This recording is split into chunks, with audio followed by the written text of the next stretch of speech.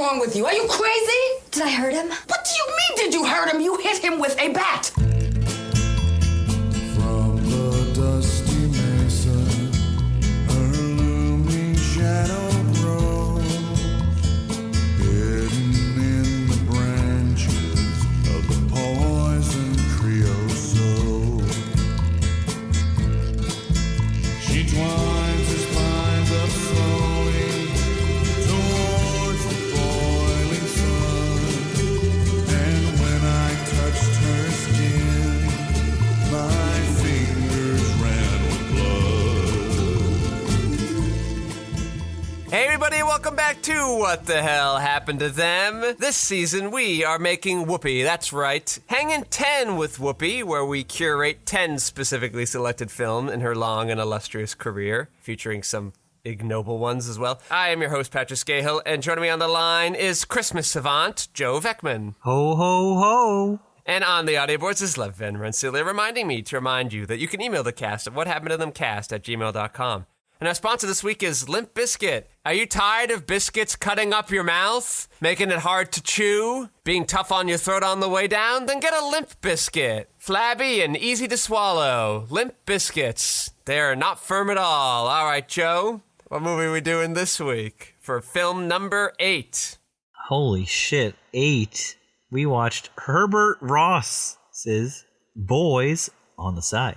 All right, so this movie also came out in 1995. It did. So we had kind of screwed something up, listeners at home, if you're only tuning for this episode. The goal was to go in order, but we, I guess, thought the movie we thought came out right before this, Theodore Rex, came out after the fact. So Boys in the Hood was technically first, but what happened in between Boys in the Hood and Theodore Rex? Well, it's not Boys in the Hood. That is a Ice Cube movie. That would be a much different movie. We watched Boys on the Side. They're on the side. They're not in the hood. Yeah. I got you. Prepositional phrases are tough. Go on. What was your question? What came out in between the two movies, even though we got them in the wrong order? There's only one movie that comes out in between. It's called Moonlight and Valentino. Ever heard of it? Guess I think I have, but I could never prove that. What a weird cast. Elizabeth Perkins. Do you know who Elizabeth Perkins is? Son of Anthony Perkins? Daughter? The daughter of Anthony? I've been screwing up pronouns all morning. It's okay. Gwyneth Paltrow, John Bon Jovi, Kathleen Turner, and Whoopi Goldberg. In an Ellen Simon play. I don't know if any relation to Neil. Oh, it is. It's the daughter of Neil Simon. Daughter of Neil Simon, perhaps daughter of Anthony Perkins. Yeah. You just know Whoopi Goldberg's somebody's daughter. Yeah, but her name isn't Whoopi Goldberg. We know that. Do you remember what her name is? Can you remember? Whoopland Goldberg. Wow, rude. Karen Elaine Johnson. Oh, man, yeah. That's very different. Yes, it is. All right, Boys on the Side, directed by Herbert Ross, his last feature. What is the plot of Boys on the Side? Jane is a nightclub singer out of work. Robin is a quirky real estate agent looking for a ride share to accompany her to Los Angeles. Her advertisement is answered by Jane, who at first was uncertain about her. A stop in Pittsburgh picks up a third, Holly escaping a violent and drug-dealing partner. Girls on the road, reaching understanding, respect, and care for each other, but this trio is different. Jane, a lesbian, Robin, suffering with AIDS, Holly, running from her past, seeking one-night stands and a good man. That is not a great synopsis. It is from Bruce Cameron. Yeah, we got, like, indie film, Thelma and Louise. Yep. We got Opposite Sex, The Normal Heart. Mm-hmm. We got Steel Magnolias, The Road Chip. The Road Chip. All right, I'll level with the audience a little peek behind the curtain here. We did this and Theodore Rex on the same day for holiday considerations. And both films came out in 1995, and man, it was a year of two movies for Whoopi. It was the best of times. It was the worst of times. It was absolutely the fucking worst of times. It was the year of dinosaurs. It was the year of good endings. Yeah, I enjoyed this movie. Listen, I didn't know what we were getting. I hear Boys on the Side, and for some reason I'm like, oh, we're going to get like kooky urban comedy thing. Oh. The music over the WB logo happens immediately, and I go, oh, somebody's dying of cancer in this film. But then it wasn't cancer. It was, well, I guess technically somebody did die of cancer, but it was off screen. Yes. Mary Louise Parker's little brother dies of kid cancer, and but we get AIDS. We do AIDS. Yes, she dies of AIDS. Very sad. This movie was directed by Herbert Ross. Did you know that we've covered one other Herbert Ross movie? Can you take a guess what it is? Steel Magnolias? Yeah, it's Steel Magnolias. I was like, at the end of this movie, I'm like, this kind of like Steel Magnolias. He likes like women coming together as a community and also dying of sad diseases. Yeah, this guy kind of has a lane. He does. He's also done some Barbra Streisand movies too. Was it the one that was in the film? It's not the one that, he did not do the Sidney Pollack movie, The Way We Were. The movie I watched earlier this year. Yeah, it was funny. I'm like, we got a reunion with Barbra Streisand. Oh, yes. Right? We saw her in a Jack Nicholson film. Yeah. She was We also featured. had Drew Barrymore, obviously, in many Adam Sandler films. This is the youngest we've seen her, though. She's very young in this movie. Holy shit. She's only 20. The budget, $21 million. Would you expect this to be a hit or a miss? Miss. This at the end of this movie, I was like, damn, so sad that probably nobody saw this movie. Yeah, people saw it. People liked it. $47.4 million. Double it. All right. 95, a good year. People aren't seeing the terrible movie. People are seeing the good movie. It feels like that never happens anymore. Yes, and this came out in February 3rd. So it's very early in the year. So it's kind of like when you wouldn't really expect this movie. It's in the spot where you expect the bad movies to come out. Yeah. They're like, we thought this could be an Oscar contender, but it ended up not being it. You want to hear what our friend Roger said? Roger, Roger, Roger. Roger, Roger, Roger, Roger. R-O-G-E-R. R-O-G-E-R. Film critic Roger Ebert gave this film 3.5 stars. He loved it. Woo! I was worried he was going to come and be like, meh, try again, Whoopi. We need more Theodore Rexes out there. Yeah, no, he loved it. That's good to know. Soundtrack was kind of a big hit. It's got a lot of the hits. It's got some Cranberries, Sarah McLachlan, Stevie Nicks. Yeah. It's got a lot of the female power ballads. I loved it, though. And the Roy Orbison song. You got it? The movie gets credited twice. It's the one they use in the credits, but also the Whoopi Goldberg version. Yeah, no, incredible. This has been a through line for our miniseries this year on Whoopi Goldberg. She's a singer. She sings in a lot of our movies. We didn't know why we don't really see her, but this is the one we see her. She's living out this failed dream of being a big musician. I know. I love it. I really liked her cover of You Got It. No, listen, the two moments really, really land well for me.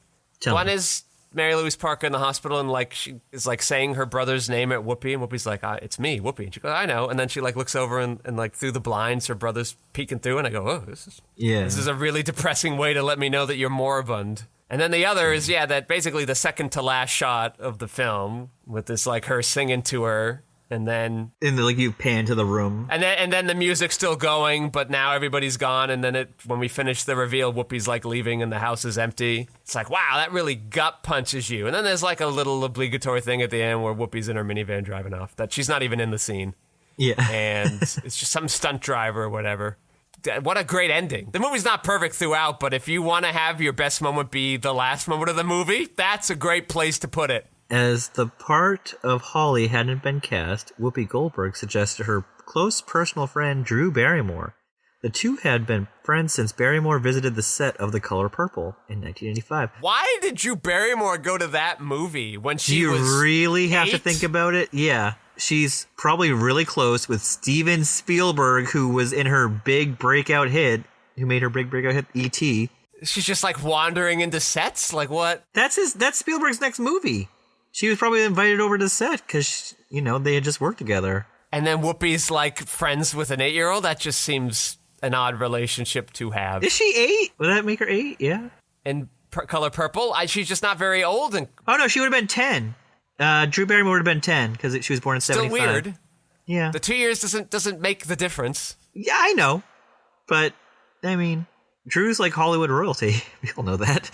She's been, her family's name has been around forever. When does Scream come out? Is that this year too? Same year. Big year for Drew. Oh, no, wait, sorry. This Scream comes out in 96. It's the next year. I'm very sorry. Okay. All right. Well, it's close enough. We need to talk about this, though. Holly calls her baby girl Mary Todd. I know. Which makes her full name Mary Todd Lincoln. Yeah, I know. The baby daddy, who's not the I real know. dad, played by a very young Matthew McConaughey. His name is I know. Abe. Abe Lincoln.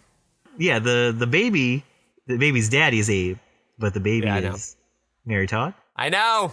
It's weird. I don't think people thought about that too much. Listen, here are the real questions. Tell me. All right. Matthew McConaughey plays a character named Abraham Lincoln. He does. And then 20 years later, we'll go on to sell Lincoln cars. Yes, he will. Coincidence?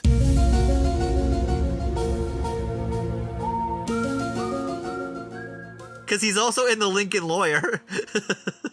Matthew McConaughey, good here. Not his character doing dumb things, but that's... He's so young. Yeah, I know. It's not a script thing. That's just annoying. It annoys me on a personal level. Yeah, I didn't get it either, though. So it's annoying to me, too. Now, I kind of get it on the macro level, but I'm just like, you dumb fuck. You stupid rule guy. Good lord. Mary Louise Parker lost 20 pounds to play her AIDS-stricken character. Yeah, I was thinking that, especially at the end when her arms look like nothing. I go, is this safe? She looks very small, almost. On top of that fact, Mary Louise Parker has died 6 times in her movies. You know, I was thinking about it. I was thinking about it. I'm like, what the fuck movies is she? She looks familiar, but like, what have I seen her in? And I thought, Weeds? But I didn't really watch that. Did she die in that? No, that's, I mean, no, I don't remember. TV think show. She did. Yeah, I watched that show. That was a good show. For a while, and then it got bad. What? So, fried green tomatoes. That's a big one. Okay, yeah. She was on The West Wing as a recurring role. Because I really only know her from Weeds. I don't. The name is so like readily available to me. I go like, oh, movie star. Am I just confusing her with some other woman who has 3 names? Probably. She hasn't been in that many movies. Yeah. Who's the woman from Swiss Army Man? She's got like 3 names, doesn't she? Yes, Mary Elizabeth Winstead. Yeah, maybe I'm thinking of her. Mary Louise Parker, Mary Elizabeth Winston. But Yeah. she's not in a ton either, right? No. She's in Scott Pilgrim. She was in Angels in America. Mary Louise Parker or Mary Elizabeth Winston? Mary Louise Parker. I'm not talking about the one that's not in this movie. Well, I didn't know we'd stop. We were just talking about her. Yeah, I know. I guess she has a type then. I'm surprised she wasn't in The Normal Heart. Who would she have been? That movie's not about women. There's no women in that movie. Well, it's Julia Roberts, you know. But Yeah, what you got the token woman. her character's in the wheelchair, remember? I was thinking about that movie a lot while I was watching this. Oh, she's in The Portrait of a Lady. Before she was on fire? Yes, before she's on fire. This is a Nicole Kidman movie. Jane Campion. Listen to this cast. Nicole Kidman, John Malkovich, Barbara Hershey, Mary Louise Parker, Martin Donovan, Shelley Winters, Richard E. Grant, Shelley Duvall, Christian Bale, Viggo Mortensen. When did this movie come out? 1996. Some of those people are pretty young. Yeah. Wow. Christian Bale's a baby. That's great. So anyway, yeah, I was thinking about Normal Heart and like, why didn't I care for that one that much? But I like this one. And also as a romance movie, I think, I don't know, like a lot of it's very understated. I think a lot of it's very background, right? In The Normal Heart, it's about the AIDS. Yes. Kind of front and center. Everything ties back to the AIDS. Yeah, it's also a Ryan Murphy movie, so it's not subtle at all. Yeah. This one, it's about the bond between these 3 women and these 3 women as characters. And one of them happens to have AIDS. And she really hides it for a while. Yeah, and I think it's more powerful at the end when she dies because I care that woman's gone and I care that Whoopi doesn't have her in her life anymore. Yeah. More than just like AIDS is a sad thing. We should cure AIDS, but like it's not just that. It's, you added a human dimension to it, and I think that helps it a lot more. And the ambiguity of their romance, I think, makes it one of the better romance films out there. I think it helps that they introduce this character as not as an AIDS person surviving with AIDS. She's introduced as just a person trying to get out of She's running from something. We don't know what it is. The town. She got some. It looks like at the beginning she's got like tragic road trip memories, and I go, all right, whatever, lady. You find out why near the end why she even wanted to go to San Diego. Like, there's a lot of just moving. The movie distributes information pretty well. It doesn't try to overload you. It wants to hide a lot. It wants you to put the connections together a lot. Kind of wish this movie had gotten released in December. I think it could have gotten some interesting nominations. Could have definitely got some Globes. Right? I mean, whatever. $5 will get you some Globes.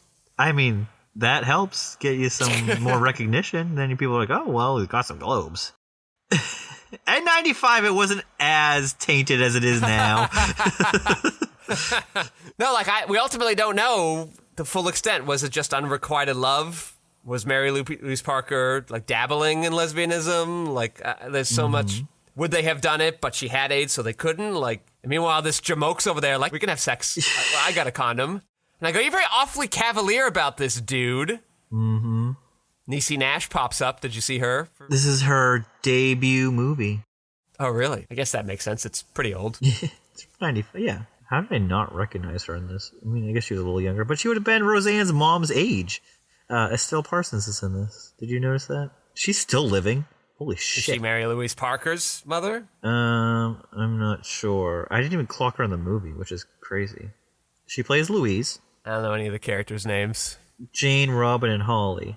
And I'll never forget Matthew McConaughey's. That one I guess I could know. What did you think of Drew's storyline where she's pregnant and her father of her child, maybe, she doesn't really know, she most likely killed, but in self-defense? What do you think of all that? I liked it, all that weird stuff. Yeah, that was the interesting. It was very, very violent and aggressive. Sorry.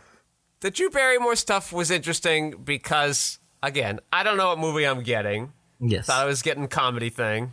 Then it looks like it's going to be road trip movie. And then they pop in and I go, oh, Drew Barrymore. Okay. And I thought maybe we're going to stop city to city and that's a good showcase for some of these actors to go on set for a day or two and kind of do the, what was the Easy Rider kind of thing. We're kind of touring America from the perspective of these two women.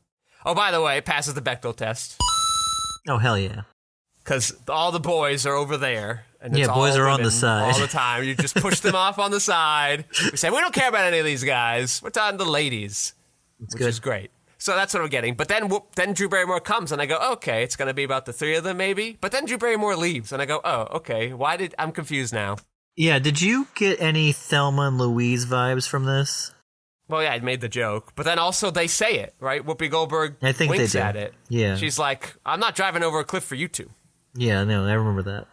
So they totally do it. I feel like this is kind of like a sibling to that movie in a little bit of ways. Kind of different, but there's still some of the similar It certainly themes. is different. It's trying to do different things. I think I like this one more. Oh, wow. I like it a lot. Nothing can touch my Thelma and Louise. I like what this one's offering more. That one probably is better directed, but I like this one more. I care about these characters more. I like those characters too, but I don't know. This one's more impactful, I think. Very different directors. Yes. Very different. Weirdly, both men. I thought this would have had a lady director. It felt like, but then you said the guy who did Steel Magnolias, and I go, well, okay, he at least he knows what he's doing in this area. Yeah, no, he definitely understands or is able to filter through some bullshit to get to some actual this is written by Don Roos. Oh, brother. Don Roos does not have the filmography that I would hope him to have. Top credit on here is Marley and Me. Ugh. Right, go on. Then there's this movie that came out just a couple of years ago called The Guernsey Literary and Potato Peel Pie Society. Must have been a huge hit. It's on Netflix right now. Oh, well then no. It's got people in it, though.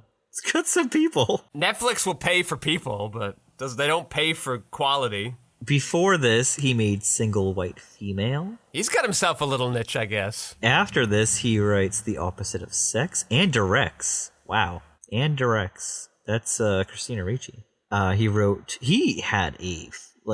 just throwing them out. Don Roos also directed and wrote Bounce, the Ben Affleck and Gwyneth Paltrow movie. Oh, starring our friend Tony Goldwyn from Ghost. Remember the bad guy? Yes, I don't remember his name, though, so thanks for reminding me. Tony Goldwyn. It would have been funny if, when Whoopi goes and sees that psychic, if she pulled an Eddie Murphy and had played her character from Ghost, and she just visited herself. Very different movie, but would have been fun. And it's sort of even-handed, too, like, it's sort of this skewing of traditional family dynamics, and, like, that's what's causing a lot of trouble for Drew Barrymore in the courtroom. And you're like, okay, great. But then at the end, Drew Barrymore wants to do what her future husband wants to do. And I go, okay, well, so then we are honoring it. But then the other two women kind of like roll their eyes and be like, well, it's fine for some people. And I go, oh, that's a very interesting way to approach it. Mm-hmm. You know, you're saying there are just many ways to live a life. Yeah. Great. I like that. All right, let's go take a little break and do our Whoopi talk. Whoopi. Whoop, whoop, whoop. We got The Bachelorette Party, episode 16. Yes, that one is called No Sex in the City. I'm liking Whoopi's friends. I like that they're getting bigger and bigger moments in the show now, including one gets a full storyline. Did they get names, though? What's the lady called who's outside smoking with her all the time? Listen, I didn't know Rita's name until you said it to me every week. I know Rita's name. I don't know any of their names. So this looks like Sue Lynn's upcoming wedding. She has the trendy nightclub. Oh yeah, so yeah, they're getting all like dolled up, and then they go out to the nightclub. And then Whoopi accidentally says that Sue Lynn doesn't want to marry. Oh yeah, they're talking to Jerry. Yeah, Sue Lynn. Yeah, Jerry.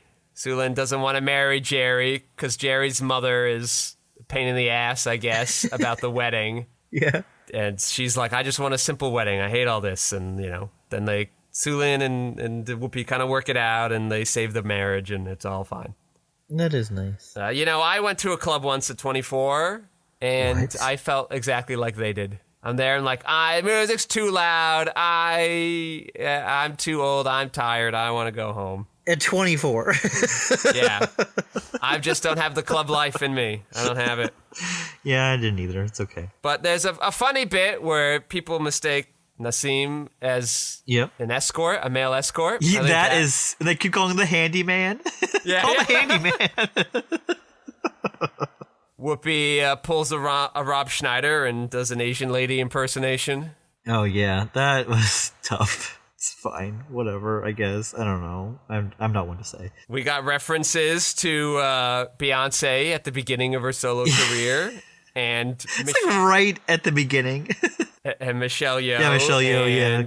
Crouching Tiger. And Buzz Lightyear. And I guess Pirates of the Caribbean had come out recently. That was like 6 months before. That's crazy. And this was the first episode to not just have bloopers at the end. It had like an actual like tag. Now Nassim's getting phone calls for the handyman at the hotel. The next one was called What Child Is This? And that's the one Whoopi's where... got a lot of annoying kids in her life. Yeah, and her brother Courtney is trying to join Bush's staff as the only African-American... Yeah, he's going to be the African-American liaison. Yeah. Yeah, man, Bush taking some hits in this one. He really is. It's great. I watch this and I go, like, I bet this is how Whoopi really feels about kids. She's like, get away from me. Yeah, no, yeah, probably. Which is fine. Kids can be annoying. She does a lot of kids' movies, though, so it's, I don't know. Yeah, it's kind of odd. I don't know. But it's like a secret Watergate watch. There's some Nixon stuff getting thrown around in there, too. There is. They talk about John Kerry. Remember that ill-fated campaign? Yeah. Wow. John Kerry. A name I haven't heard in forever. He gave out the best candy at Halloween. John Kerry? John Kerry. You went to his house? Fancy mansion? Yeah, because he gave out the king size bars. All the college kids went. We all went. Holy shit. Whoopi using her God-given fart talents in this episode, or threatening them at least. That's nice how that came back, too. Yeah. It reminded me of that NBC miniseries, The Slap, that no one watched. Did you watch it, or were you like everybody else? I did not watch it. I was like everybody else. But I remember this one was funnier. Oh, yeah, what, because she's, like, smacked him on the bottom? Well, that was just like, it's him on the butt, and this one he, like, slaps him on the face, and all this. I'm like, okay, I don't know. Stakes feel low here, but fine. I watched it all. It was not good. It was not bad. It just was boring. How many episodes? 6. That's a lot. That's a lot of time. Yeah. I bet they weren't half hours. They were not. No. It was based off some book or whatever. Damn. So this is a good one. At the end, he does get the job. Finally got a job. Finally got a job. He's been living there rent-free. Rent-free for, 15, 16 episodes. Got a job finally. Still funny that he used to work at Enron. I think that's a good bit. Extremely tied to that era, but a funny bit if you get the joke. The last episode we watched was 118. Don't Hide Love. Very appropriate for the movie we watched this week, too. I know. It's so weird how that worked out. Crazy how that lined up. Yeah. Yeah, her cousin turns out to be a lesbian and wants to have their wedding at her hotel. But, tell him what the but is. Well, because Courtney's got a Republican Inclusion Coalition. Yeah. That's what it's called. And the Inclusion Coalition does not want the gay wedding happening at the same time. Oh my god.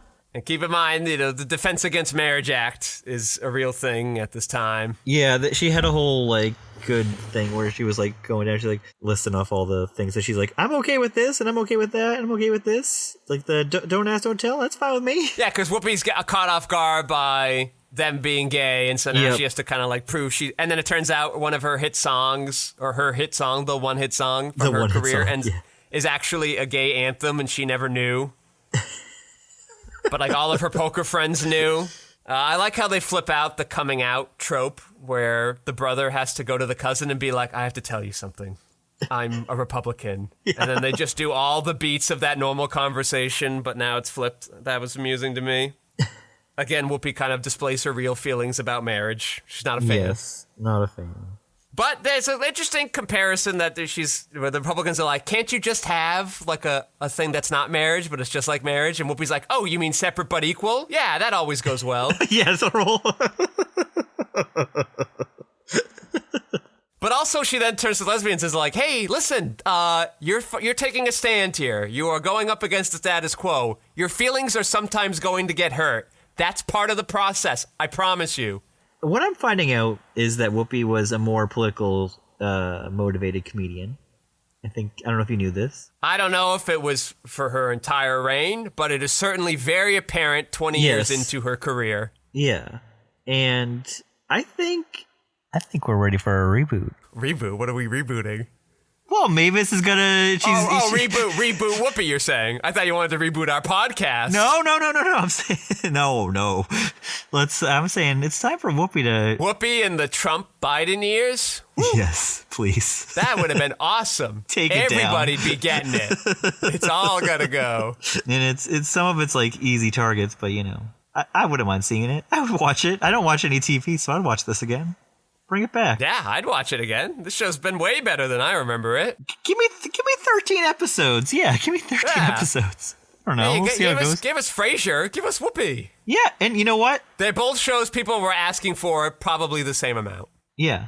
The Connors, though, that came out of nowhere. That's still chugging along. Still going. Yeah. Still going. Without the main star. Because that's why it's called The Connors. Yeah, I know. Did they just bring it back as Roseanne, though? Yeah, it was brought back as Roseanne. As Roseanne. Uh-huh. That's so great. Yeah. And then they gave her, 9 episodes, and they're like, nah, you said too much bad shit. They're like, well, you should have tweeted that. Way to go. It's just funny because that show was about her not she was uncancelable. And now it's just like, oh, no, she is 100% cancelable. Yep. Times have changed. Yes. Tough beats, because I wish we had Whoopi. We need more Whoopi back. Doesn't even have to be the same setup, though. It would help. Yeah, why can't she just keep having that hotel? Maybe she's gone through some tough times. Maybe the housing crisis really messed things up. Maybe now she'd be like her grandmother. Here, you need her. You need the woman from the Carmichael show. What's her name? The woman from the Carmichael Show. What are you talking From about? the Carmichael Show. The like breakout, and then now she's in all the movies. Oh, wait, she's in the Carmichael Show? Tiffany I don't know who I'm Haddish? talking about, apparently. Yeah, Tiffany Haddish? yes. Yeah, no, Yeah. I just had to reach for the name because did she get canceled now? What did she do? I don't know. I just haven't seen her in like 2 years, 3 years. She was in everything for so long. You get her as like her granddaughter or something. I don't care who else you get after that. Boom, you've got it. You won.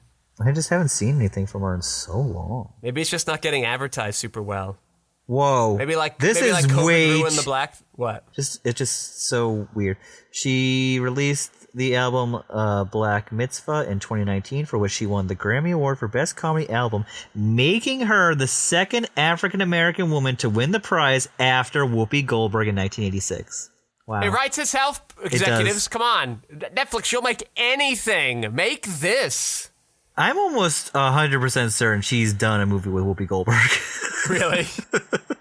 I think that movie that she had come out a couple years ago. Oh, she was in she's been in movies this year. I'm sorry. I don't know anything anymore. I feel like I haven't seen her in anything. Did it come out before the pandemic? Yes, she is. She's in a movie called Nobody's Fool with Whoopi Goldberg, directed by Tyler really? Perry. Yes. Guess we should have did that on our list.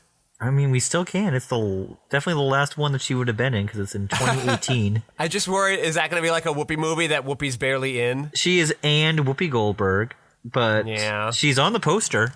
She is right underneath Tiffany Haddish, actually. All right, we'll keep thinking about that. Maybe I'll just watch it and we'll see how it is. It's Tyler Perry's first R-rated movie. That's interesting. Medea going to make a little cameo appearance? I don't have the answer for you. Or maybe his character from Gone Girl like pops in. The expanded Perry universe.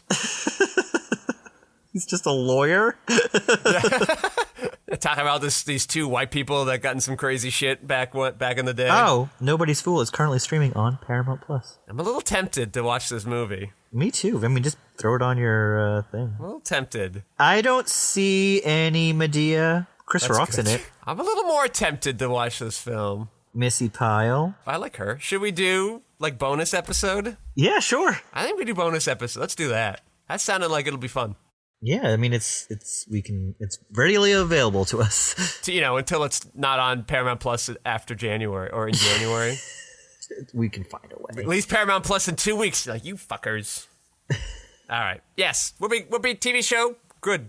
Lost gem of the early 2000s. Absolutely. Wish we could have it in an updated version of it because it's I know. in like 240p. It's the time we yeah, I've got 8 episodes of My Big Fat Greek Life on DVD. Just put out fucking Whoopi.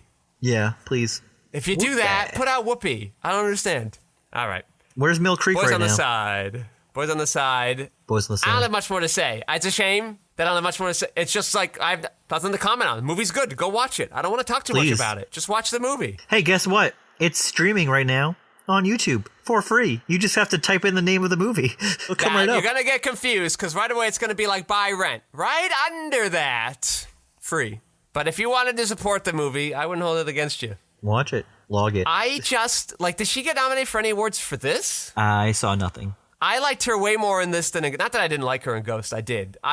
This was a really terrific performance. It's a very meaty role. I'm sad she got no recognition for it. Because when people talk about Whoopi movies, I don't think they're talking about this movie. I'm glad this movie was watched by people because it just feels like nobody talks about this movie.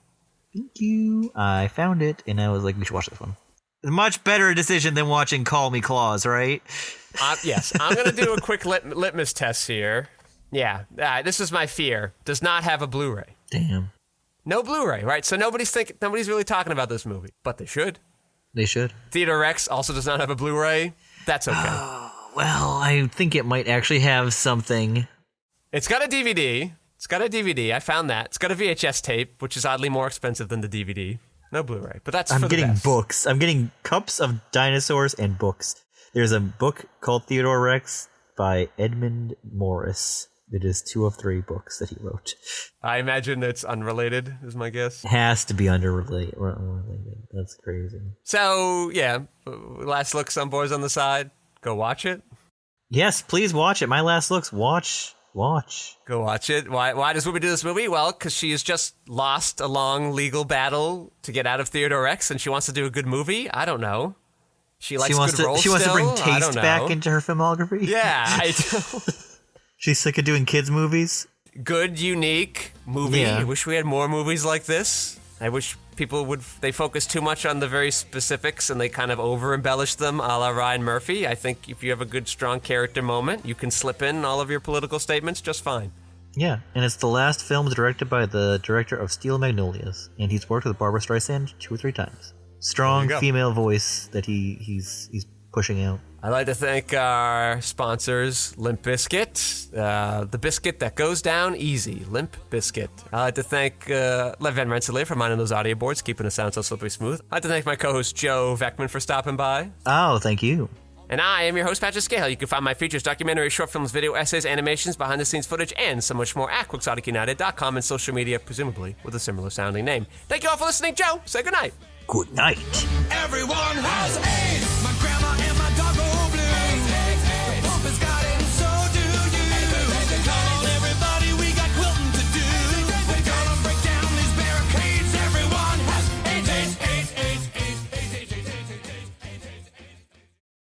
All right, Joe. Well, since 'tis the season, I thought it'd be fun. 'Tis the season. What are like some of your go-to Christmas movies? Oh.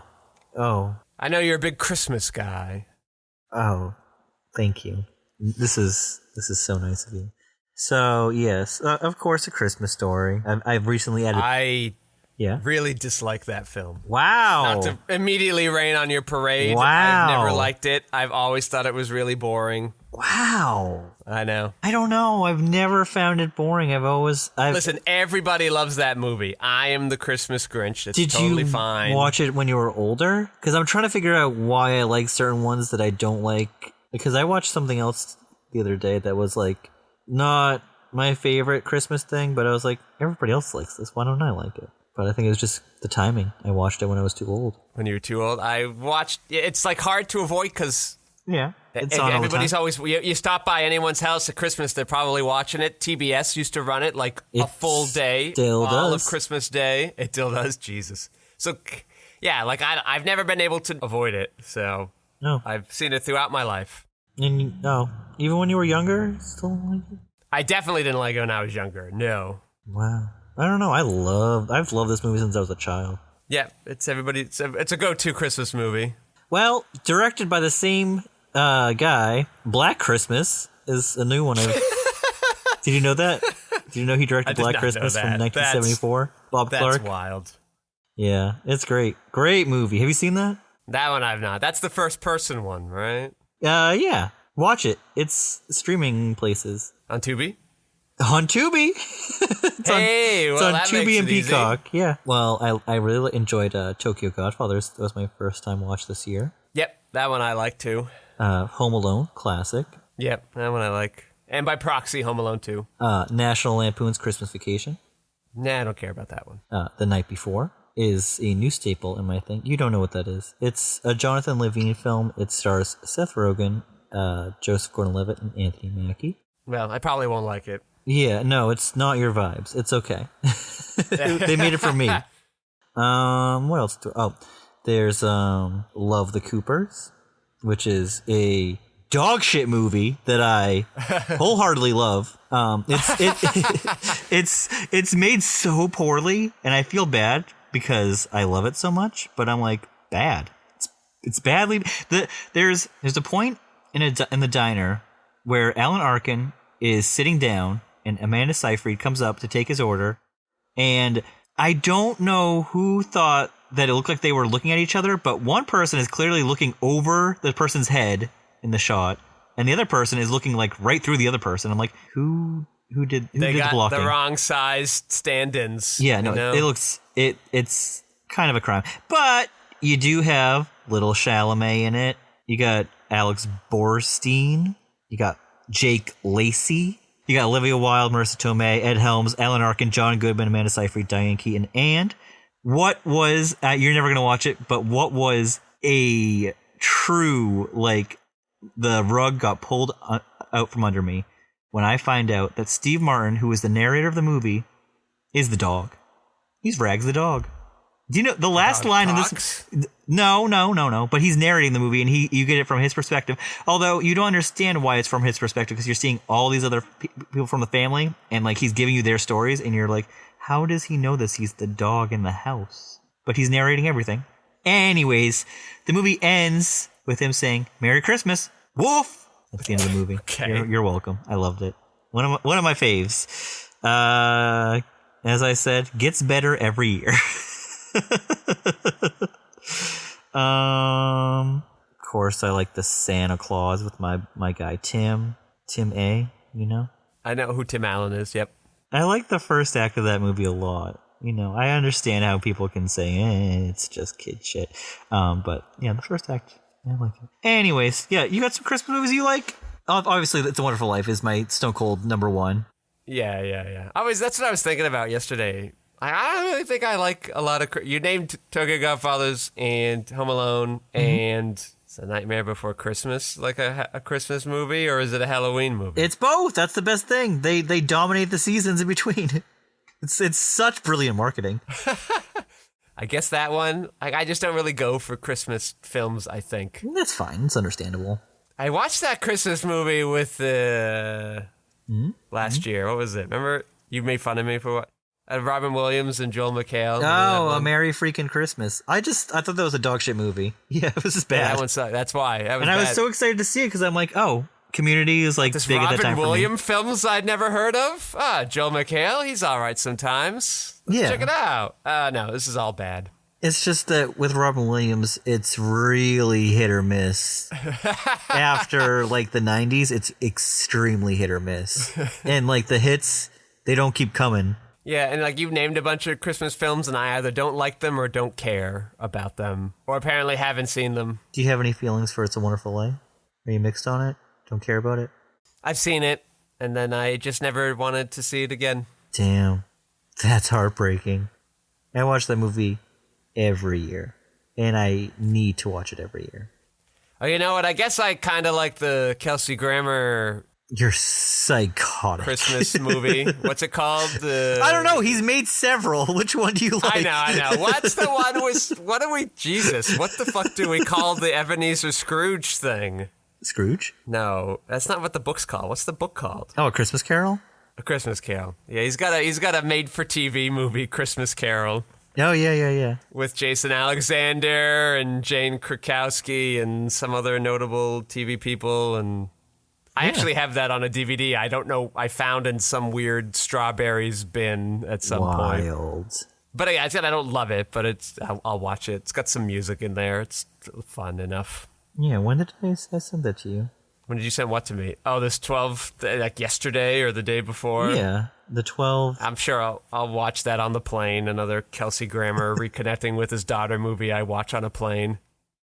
It's like, it's just what you do on the... That's what I gotta do to get by. There's a lot of 12 Days of I'm Christmas. not a Scroogey, bah humbug guy. I don't hate Christmas. I just seem to not be super... Maybe there are Christmas movies I'm not thinking of on the spot. I mean, What would you prefer to watch for a Christmas movie? Like, what are you looking for in your Christmas? I don't know. Like, that's part of the issue. Because I watch any dog shit that's put in front of me that says Christmas on it. I'm like, yep, okay. I'm not going to like it probably, but I'm still going to watch it. I'm thinking like maybe I like Christmas episodes of TV shows more. Oh, yeah. But I also, maybe next week I'll come back with, well, it'll be after Christmas then. Yeah. I'll save it for next year. I'll try to think of my favorite Christmas episodes of shows. I think Christmas episodes of shows can be very effective. Oh, absolutely. The Community one, with all the songs. That one's okay. I like the first one they do more, where they have to like fight against the bullies. Oh, yeah. Anthony Michael Hall. Anthony Michael Hall. Yeah, and they're having the big snow fight at the end. Anyway, Well, are there some Cheers episodes of Christmas episodes that you can think of right now? The Cheers ones oddly don't stand out. Frasier's got a couple. They got that good one where like Lilith and his son are over for Christmas and his son's trying to get them to feel guilty about being divorced so they'll feel bad for him and buy him a motorbike or something. So he's like playing them against each other. But then they catch on to it, but they have to not let him know that they know, so they like play chicken with each other, and they're like, guess what, Frederick, we're getting back together. Oh, shit. And then Frederick goes and tells people, and Niles comes out pretending he's happy about the news. Some good bits there. Yeah. But, like, that's not what makes a Christmas episode good. It doesn't have a lot of the emotion to it. But he's got some ones where... Or Becker's got a good one. I like Becker. I haven't seen that one, though. Yeah, like, he's... I don't know. It's him and Linda, the ditzy receptionist. They got a good one. I'll put a list together. There's Becker, the Ghost of Christmas Presents. Presences. No, it's right here on Daily Motion. I can watch Becker whenever I want. I got that whole series from my grandma because she loves Becker. Yeah. All right. You ready to get this We're ready. going? I'll think on TV shows for the future.